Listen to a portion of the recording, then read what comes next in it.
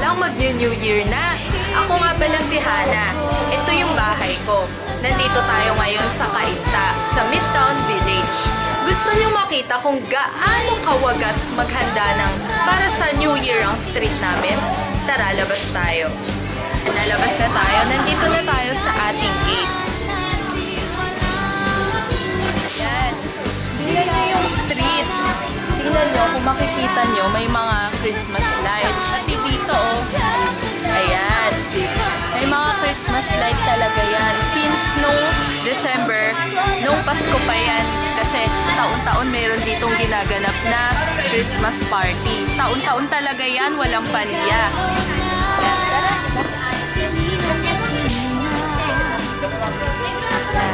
Ito ang kapitbahay namin, sila Ate Son. Ayan. Happy New Year po! Happy New Year! Okay lang po yan. Ayan, si Colleen. Happy New Year, Colleen!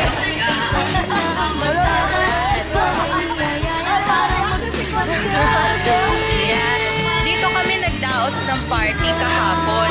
Talagang annual talaga yung party na yan, walang palya. Ayan, nakikita nyo mga ilaw. Talagang dine-decoratean nila yan. Yan yung bahay nila, ang ganda, oh. Dito tayo, tingnan nyo yung harap ng street. Kung napansin ko, ang dami nang nagbago dito sa street natin. Sa street pala namin. Orchid Street nga pala yung pangalan.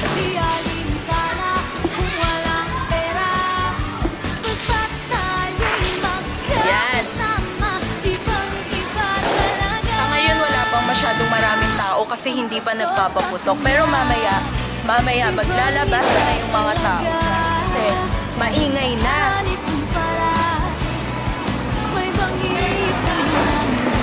Merong malaki nakalagay, Orchid Street. Yan. Talagang bukod tangi yan sa lahat ng street dito sa Midtown Village. Ito lang yung may nakalagay na Orchid Street. Kakaiba, no? Ito yung pinaka-rich, ay yung pinaka-design ng street. Talagang ang dami nang nagbago eh. Pero iisa lang talaga ang napansin kong hindi nagbabago. At yun ang pagkakaisa ng mga tao. Yun na yung maganda. Dahil sa pagkakaisa na yun, doon nakikita ang tunay na diwa ng Pasko hanggang sumabit ang bagong taon. Ayan na, nagpuputo ka na. Sige, maghahanda pa kami ng medianoche. Bye-bye! Ayan, ito na nga yung Christmas. Mga bata nagkikilis. Ito naman yung mga pagkain.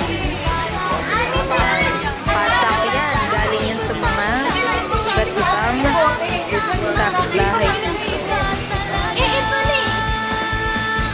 Ang Pasko sa Pinas.